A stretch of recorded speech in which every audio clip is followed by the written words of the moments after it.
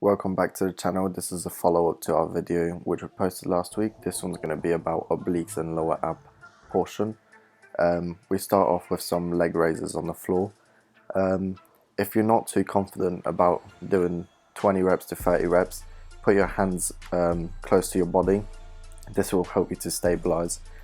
But once you start feeling a bit more confident, you can spread your arms out. This will make it a bit harder to stay stabilized and force you to keep your core tighter and get that tension on your lower abs. Next exercise is alternating curls, but the difference between this one and the ones we did in the last video is you have your legs hanging, so it makes it much harder and much more tension on your core. We do this one because it gets some of that main core in, plus your obliques, and it focuses on your lower abs.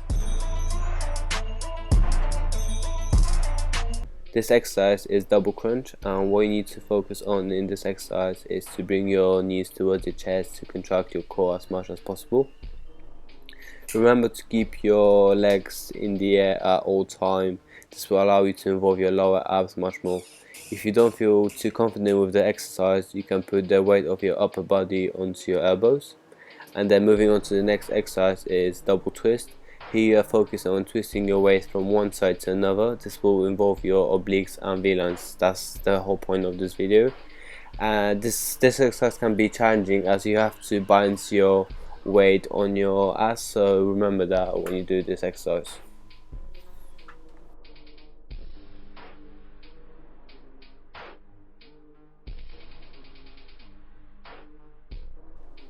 Next exercise we do is incline bench leg raises.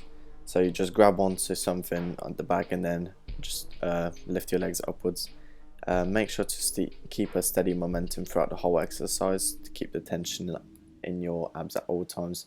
This exercise is mostly going to focus on your lower abs. So what I like to do is kind of arch my back and force myself to use my lower abs rather than the rest of the core. Next exercise is some double twist, and we do this weighted to make it a bit harder for us because we're quite used to this exercise. But if you're just starting out, probably don't use the weight, but once you start getting a bit more confident, you can try and implement the weight into your exercises. On this exercise, you want to make sure you do the full extension. You just don't want to stop like in the middle of your twist. You want to do it completely so that you get the full contraction and extension in your obliques. This exercise is called kettlebell side bends, but you're also more than welcome to do with dumbbells or plates. This exercise is mainly focusing on your obliques and V-lines.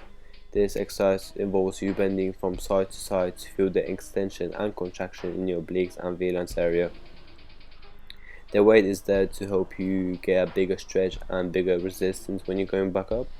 Then the next exercise is kind of the same as side bends, but this one is focusing more on your V-lines rather than obliques. Also, it's really important when you're doing both of this exercise is that you focus on the movement that you're doing. Like you can see Adam puts his hands on the obliques, and that helps him to have the connection with the muscle that he's working on. And at this point, your muscles will work much harder. Thank you guys for watching. Make sure you like and subscribe. If you have any questions, please leave a comment down below or email us.